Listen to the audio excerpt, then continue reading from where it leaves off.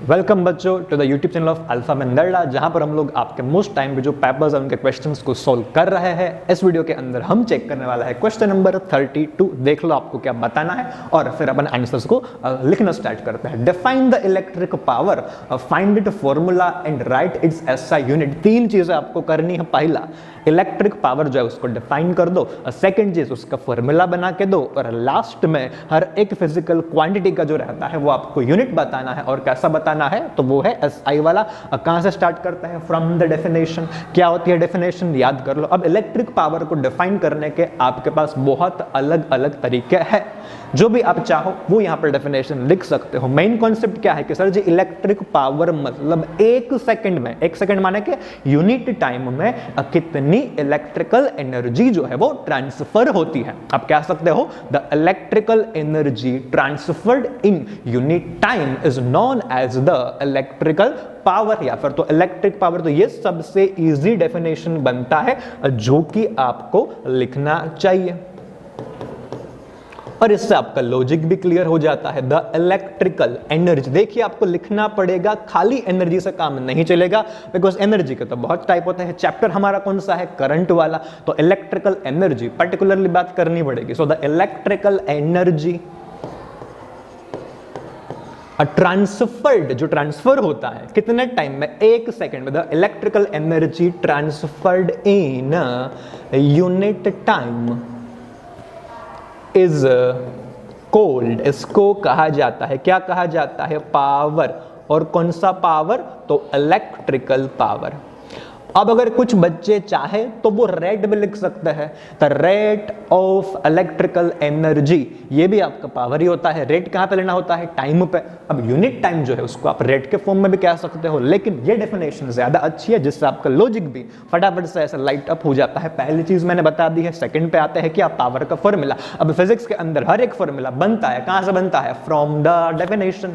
देख लो डेफिनेशन क्या है तुम्हारे पास। तो डेफिनेशन के अंदर इलेक्ट्रिकल एनर्जी कहां पर? इन यूनिट टाइम। अब याद कर ले, जो चीजें यूनिट में आती है दोस्त, किस में आती है? यूनिट में, वो आपको ऑलवेज कहां पर टकनी पड़ती है? नीचे। तो यहां से आपका फॉर्मूला बनेगा सर जी किसका? तो पावर का। कौन सा power? Electrical power is equal to क्या? तो पहले ऐसे करके दो स्टेप बना दो, अपस्टेज एंड डाउनस्टेज। यूनिट क्या है? टाइम। तो टाइम कहां पर? नीचे। तो मैंने यहां पे टाइम को पटक दिया नीचे। अब बचा क्या तुम्हारे पास? Electrical energy. तो इलेक्ट्रिकल एनर्जी मतलब के आप लिख सकते हो E या फिर तो H, जो भी आपकी मर्जी हो। तो ये हमने पावर दे दिया। इधर हमने टाइम लिखा है तो हम क्या करते हैं? ऊपर थोड़ा सा वर्ड में ही बात करते हैं अभी।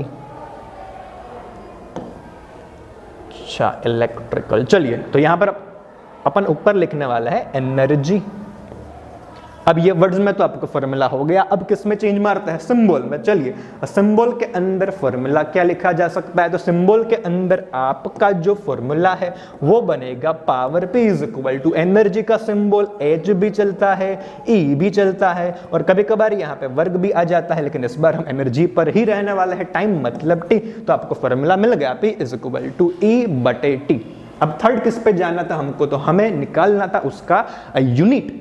या फिर एक और चीज कर लेते हैं, सर जी पावर के तो हमारे पास फॉर्मूलाज है तो वो भी आप डिराइव करवा देते हैं ना, क्या इसमें दिक्कत है? देख लो फटाफट से यहाँ पे बाजू में कि अब P इज इक्वल टू, याद करो एनर्जी, जूल्स थ्योरम क्या होता है? तो वो रहता है तुम्हारे पास I स्क्वायर RT, और नीचे आपके पास टाइम, वापस से T से T क्या होगा? कटेगा। तो आपके पास फॉर्मूला बनेगा P is equal to I square R। तो इस तरीके से हमारे पास फॉर्मूला आ चुका है पहला। किसका पहला फॉर्मूला? पावर का, that P is equal to I square R। वैसे दूसरा फॉर्मूला, पहला तो आपके पास नॉर्मल था एनर्जी अपॉन टाइम। अरे सर मजा नहीं आ रहा, एक और फॉर्मूला दे दो। तो एक और फॉर्मूला बना सकते हैं। कैसे बना सकते हैं? देखिए यहीं पर से बनाएंगे कि सर आप चैप्टर बात कर रहे हो करंट वाले, इलेक्ट्रिसिटी के, और आप ओहम को याद नहीं कर रहा है तो कैसे चलेगा? देख ले फटाफट से, ओहम को याद करते हैं कि हमारे पास है Ohm's law from the Ohm's law. याद कर लो, ओहम्स लॉ क्या है? रिलेशन है, किसके बीच में है? Current, resistance and potential difference क्या रहता है? तो वो सर रहता है कि जहां जहां तुमको R दिखता है हम लिख सकते हैं V अपॉन I। V माने के पोटेंशियल डिफरेंस, I माने के करंट। चलिए पटक दीजिए किसको, इस R की वैल्यू को, कहां पर, आपके P के इक्वेशन के अंदर।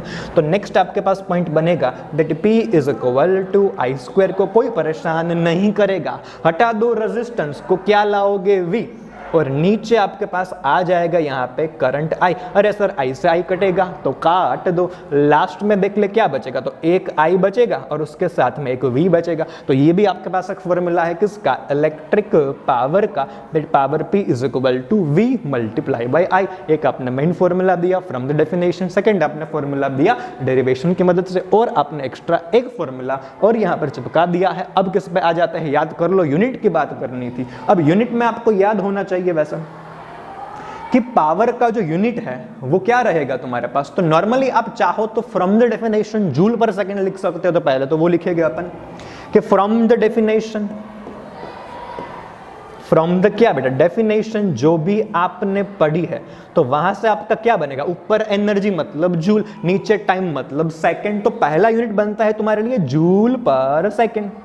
लेकिन याद करो जूल पर सेकंड हर बार न बताना पड़े, हमने इसलिए इसको किस में चेंज कर दिया था, एक अलग सिंबल में जो था आपके पास W, और W का मतलब क्या होता है, वॉट। तो इस जूल पर सेकंड को हम जो है वो नॉर्मली जानते हैं,